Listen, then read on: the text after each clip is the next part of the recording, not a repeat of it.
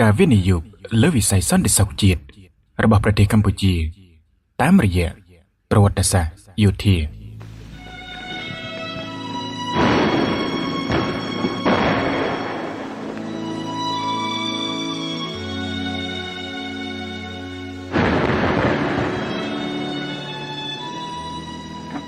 ជំលោះព្រំដែនដ៏រ៉ាំរ៉ៃរវាងកម្ពុជានិងថៃបានក្លាយទៅជាកាតាលីករដ៏សំខាន់មួយដែលទាមទារឲ្យរាជរដ្ឋាភិបាលកម្ពុជាត្រូវបង្កើនការយកចិត្តទុកដាក់និងវិនិយោគលើវិស័យយោធាឡើងវិញទោះជាយ៉ាងណាក៏ដោយមាគ៌ានៃការកសាងទ័ពដ៏មានសមត្ថភាពមិនមែនស្ថិតនៅលើតែការទិញគ្រឿងយុទ្ធឧបករណ៍ទំនើបនោះទេប៉ុន្តែវាត្រូវចាប់ផ្ដើមពីការកែតម្រង់ក្រិតក្រមវប្បធម៌និងការវឹកវើកម្លាំងមេរៀនប្រវត្តិសាស្ត្របានបង្ហាញយ៉ាងច្បាស់ថាជាជំនះក្នុងសង្គ្រាមមិនមែនសម្រេចដោយសារបរិមាណអាវុធនោះឡើយគឺកើតចេញពីយុទ្ធសាស្ត្រនិងចំណេះដឹងដែលដកស្រង់ចេញពីប្រវត្តិសាស្ត្រយោធាទោះបីជាកម្ពុជាមានប្រវត្តិសាស្ត្រយោធាដ៏សម្បូរបែបនិងឆ្លងកាត់ការលះបង់យ៉ាងសោកសៅដែលអាចយកមកធ្វើជាគ្រឹះសម្រាប់បង្កើតយុទ្ធសាស្ត្រនិងបណ្ដុំបណ្ដាលធនធានមនុស្សក៏ដោយប៉ុន្តែវិស័យដ៏មានតម្លៃនេះហាក់នៅមានភាពផុយស្រួយនិងខ្វះខាតកិច្ចការពារផ្នែកច្បាប់នៅឡើយបើតាមលោកឆាំងយុនាយកមជ្ឈមណ្ឌលឯកសារកម្ពុជាបានលើកឡើងថាជំលោះព្រំដែនរវាងកម្ពុជានិងថៃនៅតែជាបញ្ហាអូសបន្លាយដែលនេះគឺបង្ហាញថារាជរដ្ឋាភិបាលកម្ពុជាត្រូវតែបង្វែរការយកចិត្តទុកដាក់របស់ខ្លួនទៅលើការវិនិយោគក្នុងវិស័យយោធាទោះបីជាយ៉ាងណាក៏ដោយវាគឺជាការសំខាន់ដែលត្រូវកត់សម្គាល់ថាមិនមែនរាល់ការវិនិយោគលើវិស័យយោធាទាំងអស់សុទ្ធតែផ្ដោតទៅលើការទិញអាវុធនិងគ្រឿងបរិក្ខារថ្មីនោះទេជួនកាលការវិនិយោគដ៏ប្រសើរបំផុតនៅក្នុងវិស័យយោធាគឺចាប់ផ្ដើមចេញពីការផ្លាស់ប្ដូរក្រិតក្រមយោធាវប្បធម៌និងការវឹកវើកងកម្លាំងយោធា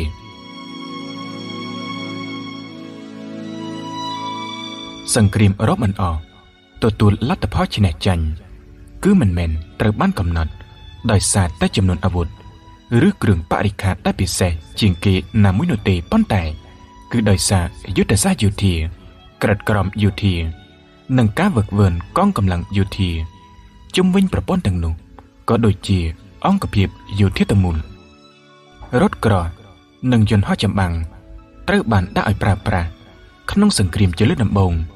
នៅក្នុងអំឡុងពេលសង្គ្រាមលោកលើកទី1ប៉ុន្តែបណ្ដាអាវុធខាងលើមិនបានផ្ដល់ផលប្រយោជន៍ជាយុទ្ធសាស្ត្រដល់ប្រទេសណាមួយឡើយទោះបីជាបណ្ដាអាវុធទាំងនោះ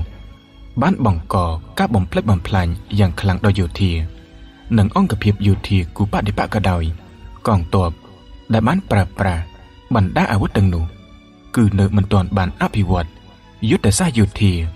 ក្រិតក្រមយោធាឬការវឹកវើកងកម្លាំងយោធារបស់ភាគីខ្លួនដើម្បីបំផ្លាញផលប្រយោជន៍ទាំងនេះឲ្យទៅជាជ័យជំនះក្នុងកម្រិតយុទ្ធសាស្ត្រនៅឡើយទេ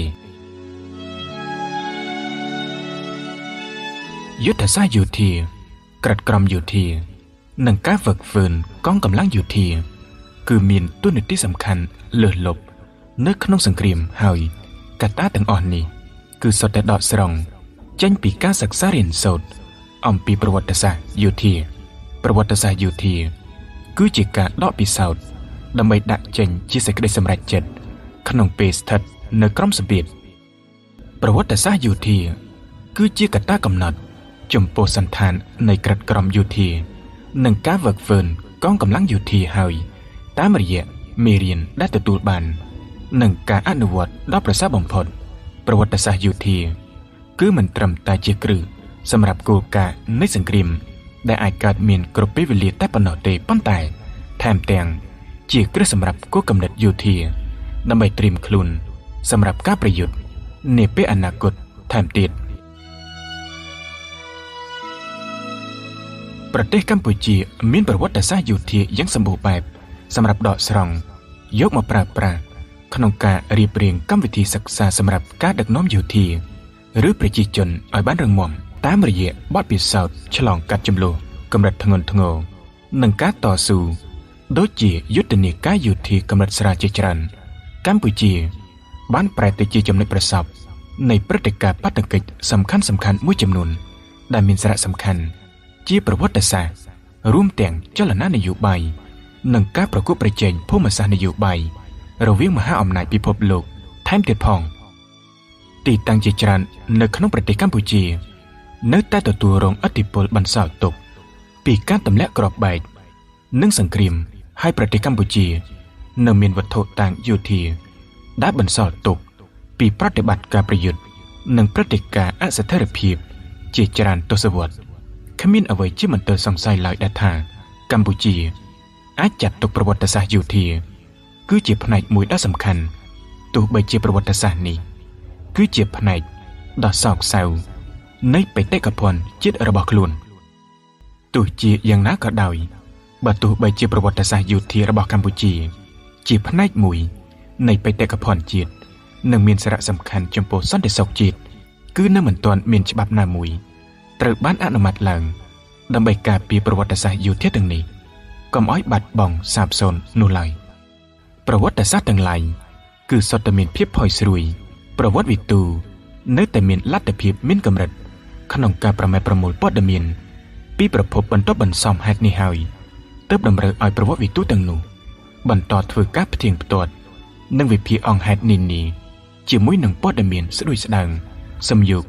ចេញពីប្រវត្តិសាស្ត្រផ្ទាល់មាត់របស់អ្នករស់រានមានជីវិត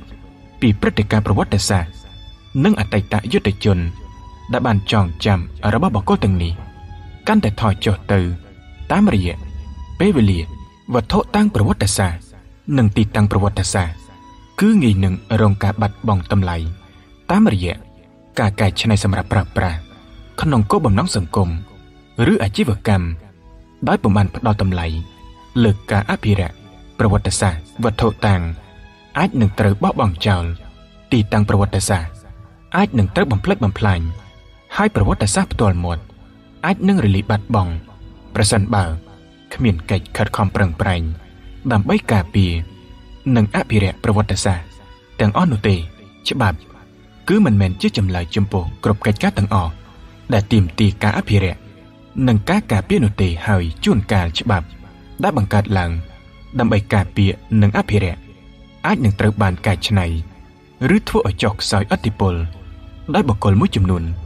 ញ៉ាំងឲ្យច្បាប់នោះលែងមានតម្លៃទោះជាយ៉ាងណាក៏ដោយប្រវត្តិសាស្ត្រយោធាគឺជាវិស័យមួយដែលត្រូវទទួលបានការការពារតាមផ្លូវច្បាប់ពីព្រោះថាការការពារនេះនឹងផ្ដល់ទាំងផលប្រយោជន៍និងជាការសម្រេចចិត្តដ៏ឆ្លៀសវៃច្បាប់ដែលអភិរក្សនិងការពារប្រវត្តិសាស្ត្រយោធាអាចត្រូវបានតាក់តែងឡើងដើម្បីធានាថារាជរដ្ឋាភិបាលបានគ្រប់គ្រងលើផ្នែកដ៏សំខាន់មួយនៃបេតិកភណ្ឌជាតិរបស់ប្រជាជនដែលងាយនឹងរងការបាត់បង់ការខូចខាតនិងឬការបំភ្លៃច្បាប់នេះគឺមិនចាំបាច់ត្រូវតែបង្កើតឡើងដើម្បីដាក់បន្ទុកក្នុងកម្រិតធ្ងន់ធ្ងរឬក៏មានលក្ខណៈរដ្ឋបិទហួសហេតុពេកទេនៅពេលដែលកលៈទេសៈជាក់ស្ដែងទាមទារឲ្យមានការលើកលែងទោះបីជាយ៉ាងណាក៏ដោយច្បាប់នេះគឺត្រូវតែមានលក្ខណៈជាការបង្កប់បញ្ជានិងត្រូវបានអនុវត្តឲ្យបានត្រឹមត្រូវដើម្បីធានាថាធនធានជាតិដ៏មានតម្លៃនេះមិនត្រឹមតែត្រូវបានការពារតែប៉ុណ្ណោះទេក៏ប៉ុន្តែថែមទាំងត្រូវបានទាញយកមកប្រើប្រាស់សម្រាប់ការអភិវឌ្ឍប្រទេសជាតិថែមទៀតផង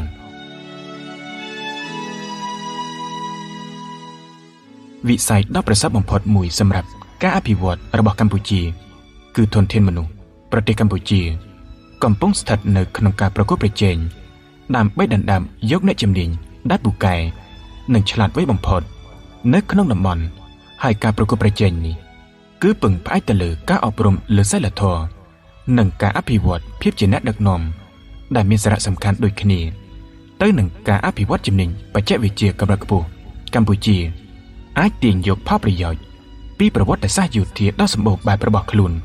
ដើម្បីធ្វើជាមធ្យោបាយសម្រាប់ការអភិវឌ្ឍសីលធម៌និងការហ្វឹកហ្វឺនភាពជាអ្នកដឹកនាំទាំងនេះប្រវត្តិសាស្ត្រជាពិសេស គឺប្រវត្តិសាស្ត្រយោធាជារឿយៗត្រូវបានយល់ឃើញថាជាជំនាញសិក្សាដ៏គួរឲ្យធុញទ្រាន់ដែលបំរុងទុកសម្រាប់តែនិស្សិតដែលត្រូវទៅធ្វើជាសាស្ត្រាចារ្យសាកលវិទ្យាល័យឬអ្នកស្រាវជ្រាវប៉ុណ្ណោះប៉ុន្តែការពិតជាក់ស្ដែងវាគឺមិនដូច្នេះទេការសិក្សាប្រវត្តិសាស្ត្រយោធាគឺជួយវឹកវើគំនិតរបស់អ្នកដឹកនាំនាពេលអនាគតតាមរយៈការត្រិះរិះពិចារណាហើយផ្ដល់ឱកាសដល់យោធានិងអ្នកដឹកនាំគ្រប់ជាន់ថ្នាក់នាពេលអនាគតទាំងអស់ដោយមិនគិតពីអាជីពឡើយក្នុងការស្វែងយល់ពីការអនុវត្តជាក់ស្ដែងនៅគោលគំនិតនិងទ្រឹស្ដីនៅក្នុងពិភពលោកពិតប្រវត្តិសាស្ត្រយោធារបស់កម្ពុជាគឺមិនត្រឹមតែជាផ្នែកមួយនៃបេតិកភណ្ឌជាតិតែប៉ុណ្ណោះទេប៉ុន្តែប្រវត្តិសាស្ត្រយោធាគឺជាធនធានជាតិសម្រាប់អភិវឌ្ឍអ្នកដឹកនាំនាពេលអនាគតរបស់ប្រទេសកម្ពុជាផ្ទាល់តំបន់និងពិភពលោកថែមទៀតផងអ្វីដែលយើងគួរផ្ដោតនោះគឺការផ្ដល់អាទិភាពឲ្យបានសមស្របនិងត្រឹមត្រូវចំពោះធនធានជាតិដ៏មានតម្លៃនេះតែប៉ុណ្ណោះការពង្រឹងវិស័យការពារជាតិនិងការកសាងសមត្ថភាពយោធារបស់កម្ពុជាមិនអាចកាត់ផ្ដាច់ចេញពីការយល់ដឹងនិងការរក្សាមេរៀនប្រវត្តិសាស្ត្រយោធានោះឡើយដោយសារតែវត្ថុតាំងនិងទីតាំងប្រវត្តិសាស្ត្រនិងការចងចាំរបស់អតីតយុទ្ធជនមានភាពផុយស្រួយនិងងាយរលាយបាត់បង់ទៅតាមពេលវេលានិងការអភិវឌ្ឍសង្គមការបង្កើតច្បាប់ជាក់លាក់មួយដើម្បីអភិរក្សនិងការការពារប្រវត្តិសាស្ត្រយោធាគឺជាកិច្ចការដ៏ចាំបាច់និងការសម្រេចចិត្តដ៏ឈ្លាសវៃបំផុតរបស់រាជរដ្ឋាភិបាលលើសពីការការពារបេតិកភណ្ឌជាតិដ៏សោកសៅប៉ុន្តែមានតម្លៃធនធានប្រវត្តិសាស្ត្រទាំងនេះនឹងក្លាយទៅជាទុនជាតិដ៏មានឥទ្ធិពលក្នុងការអប់រំសីលធម៌វឹកវើតាមការត្រិះរិះពិចារណានិងកសាងសមត្ថភាពអ្នកដឹកនាំជំនាន់ក្រោយរបស់កម្ពុជាឲ្យមានភាពរឹងមាំឆ្លាតវៃនិងអាចដឹកនាំប្រទេសជាតិក៏ដូចជាតំបន់ទៅកាន់ការអភិវឌ្ឍប្រកបដោយចីរភាពនិងសន្តិសុខដ៏យូរអង្វែង